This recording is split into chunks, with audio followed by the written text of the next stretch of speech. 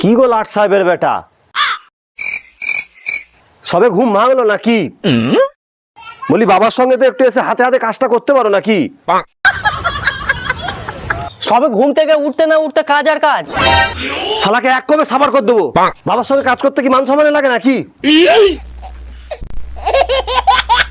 আজকে আমার চাকরির ইন্টারভিউ আছে, চাকরি পেয়ে দুদিনের মধ্যে বিদেশে চলে যাব। আমি তোমাদের সাথে থাকবো না, আমার ইন্টারভিউ আছে, আমি চলে যাচ্ছি।